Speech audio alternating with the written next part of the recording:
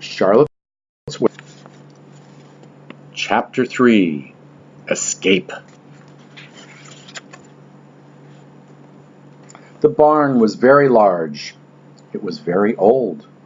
It smelled of hay and it smelled of manure. It smelled of the perspiration of tired horses and the wonderful sweet breath of patient cows. It often had a sort of peaceful smell, as though nothing bad could happen ever again in the world. It smelled of grain and of harness dressing and of axle grease and of rubber boots and of new rope. Whenever the cat was given a fish head to eat, the barn would smell of fish. But mostly it smelled of hay, for there was always hay in the great loft overhead, and there was always hay being pitched down to the cows and the horses and the sheep. The barn was pleasantly warm in winter, when the animals spent most of their time indoors, and it was pleasantly cool in summer when the big doors stood wide open to the breeze.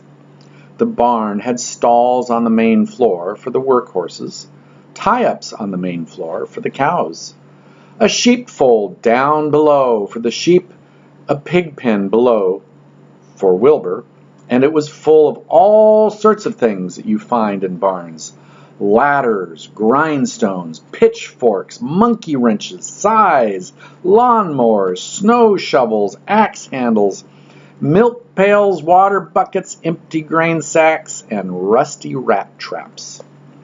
It was the kind of barn that swallows like to build their nests in. It was the kind of barn that children like to play in. And the whole thing was owned by Fern's uncle, Mr. Homer L. Zuckerman. Wilbur's new home was the lower part of the barn, directly underneath the cows. Mr. Zuckerman knew that a manure pile is a good place to keep a young pig. Pigs needed warmth.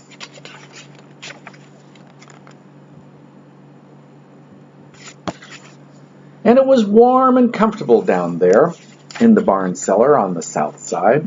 Fern came almost every day to visit him. She found an old milking stool that had been discarded, and she placed the stool in the sheepfold next to Wilbur's pen.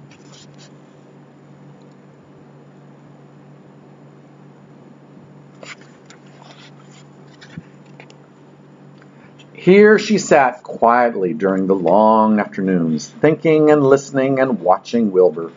The sheep soon got to know her and trust her. So did the geese who lived with the sheep. All the animals trusted her. She was so quiet and friendly. Mr. Zuckerman did not allow her to take Wilbur out, and he did not allow her to get into the pig pen. But he told Fern that she could sit on the stool and watch Wilbur as long as she wanted to. It made her happy just to be near the pig, and it made Wilbur happy to know that she was sitting there right outside his pen. But he never had any fun, no walks, no rides, no swims. One afternoon in June, when Wilbur was almost 2 months old, he wandered out into the small yard outside the barn. Fern had not arrived for her usual visit. Wilbur stood in the sun, feeling lonely and bored. "There's never anything to do around here," he thought. He walked slowly to his food trough and sniffed to see if anything had been overlooked at lunch. He found a small strip of potato skin and ate it. His back itched, so he leaned up against the fence and rubbed against the boards. When he was tired of this, he walked indoors, climbed to the top of the manure pile, and sat down. He didn't feel like going to sleep. He didn't feel like digging. He was tired of standing still, tired of lying down. "I'm less than 2 months old, and I'm tired of living," he said. He walked out to the yard again. "When I'm out here," he said, "there's no place to go but in. When I'm indoors, there's no place to go but out in the yard." "That's where you're wrong, my friend, my friend. Wilbur looked through the fence and saw a goose standing there. "You don't have to stay in that dirty little yard," said the goose, who talked rather fast. "One of the boards is loose. Push on it, push on it, and come on out." "What?" said Wilbur. "Say it slower." At the risk of repeating myself," said the goose, "I suggest that you come on out. It's wonderful out here." "Did you say a board was loose?" That I did, said the goose. Wilbur walked up to the fence and saw that the goose was right. One board was loose. He pushed on it with his head down, shut his eyes, and pushed. The board gave way. In a minute he had squeezed through the fence and was standing in the long grass outside his yard. The goose chuckled. "How does it feel to be free?" she asked. I like it, said Wilbur. "That is, I guess I like it." Actually, Wilbur felt queer to be outside his fence with nothing between him and the big world. "Where do you think I'd better go?" Anywhere you like, said the goose. "Go down through the orchard, root up the sod, go down through the garden, dig up the radishes, root up everything, eat grass, look for corn, look for oats, run all over, skip and dance, jump and prance, go down through the orchard and stroll in the woods. The world is a wonderful place when you're young." "I can see that," replied Wilbur. He gave a jump in the air, twirled and ran a few steps, stopped, looked all around, sniffed the smells of the afternoon, and then set off walking down through the orchard. Pausing in the shade of an apple tree, he put his strong snout into the ground and began pushing, digging, and rooting. He felt very happy. He had plowed up quite a piece of ground before anybody noticed. Mrs. Zuckerman was the first to see him. She saw him out the kitchen window, and she immediately shouted for the men. "Homer!" she cried. "Pigs out, Lurvy! Pigs out! Homer, Lurvy! Pigs out! He's down there under the apple tree!" "Now the trouble starts," Wilbur thought. "Now I'll catch it." The goose heard the racket, and she too started hollering. Run downhill! Make for the woods!" she shouted to Wilbur. "They'll never catch you in the woods!" The cocker spaniel heard the commotion, and he ran out from the barn to join the chase. Mr. Zuckerman heard, and he came out of the machine shed where he was mending a tool. Lurvy, the hired man, heard the noise and came up from the asparagus patch where he was pulling weeds. Everybody walked towards Wilbur, and Wilbur didn't know what to do. The woods seemed a long way off, and anyway, he had never been down there in the woods and wasn't sure he would like it. "Get round behind him, Lurvy," said Mr. Zuckerman, "and drive him towards the barn, and take it easy. Don't rush him. I'll go and get the bucket of slops." The news of Wilbur's escape spread rapidly among the animals on the place. Whenever any creature broke loose on Zuckerman's farm, the event was of great interest to the others. The goose shouted to the nearest cow that Wilbur was free, and soon all the cows knew. Then one of the cows told one of the sheep, and soon all the sheep knew. The lambs learned about it from their mothers. The horses in their stalls in the barn pricked up their ears when they heard the goose hollering, and soon the horses had caught on to what was happening. "Wilbur's out," they said. Every animal stirred its head and became excited to know that one of its friends had got free and was no longer pinned up or tied fast. Wilbur didn't know what to do or which way to run. It seemed as though everybody was after him.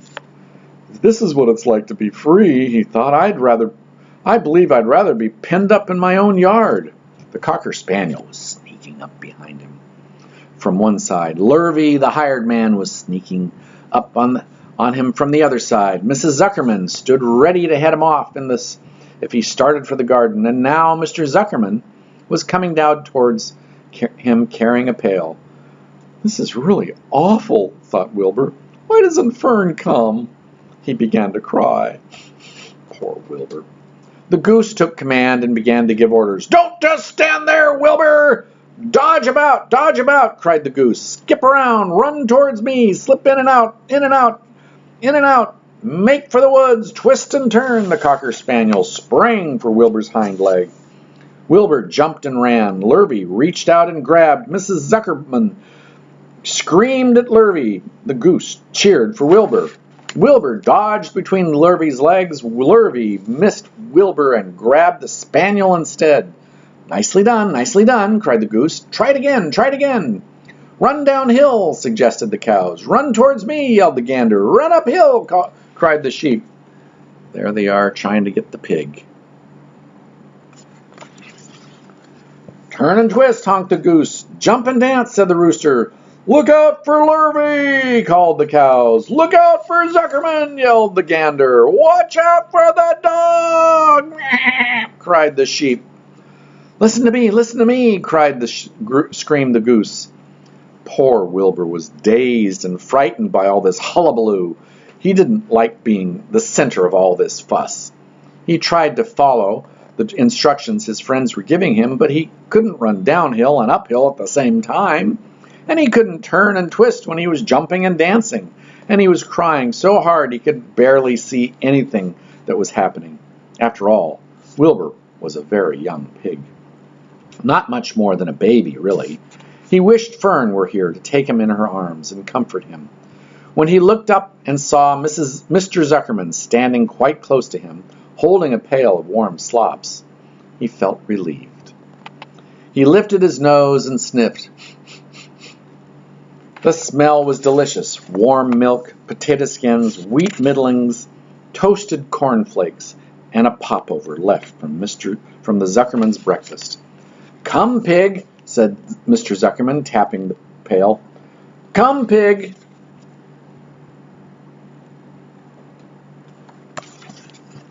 Wilbur took a step towards the pail. No, said the goose. It's the old pail trick, Wilbur. Don't fall for it. He's trying to lure you back into captivity. He's appealing to your stomach. Wilbur didn't care. The food smelled appetizing.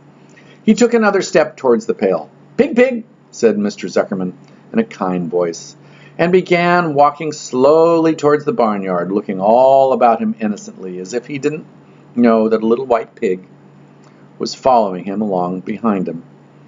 You'll be sorry, called the goose. Wilbur didn't care. He kept walking towards the pail of slops. You'll miss your freedom, honked the goose. An hour of freedom is worth a barrel of slops. Wilbur didn't care. When Mr. Zuckerman reached the pig pen, he climbed over the fence and poured the slops into the trough. Then he pulled the loose board away from the fence so that there was a wide hole for Wilbur to walk through. Reconsider, cried the goose. Wilbur paid no attention. He stepped through the fence into his yard. He walked to the trough and took a long drink of slops, sucking in the milk hungrily and chewing the popover. It was good to be home again. While Wilbur ate, Lurvy fetched a hammer and some 8-penny nails and nailed the board in place. Then he and Mr. Zuckerman leaned lazily on the fence, and Mr. Zuckerman scratched Wilbur's back with a stick. He's quite a pig, said Lurvy. Yes, he'll make a good pig, said Mr. Zuckerman. Wilbur heard the words of praise. He felt the warm milk inside his stomach. He felt the pleasant rubbing of the stick along his itchy back. He felt peaceful and happy and sleepy. This had been a tiring afternoon. It was still only about 4 o'clock, but Wilbur was ready for bed. I'm really too young to go out into the world alone, he thought as he lay alone.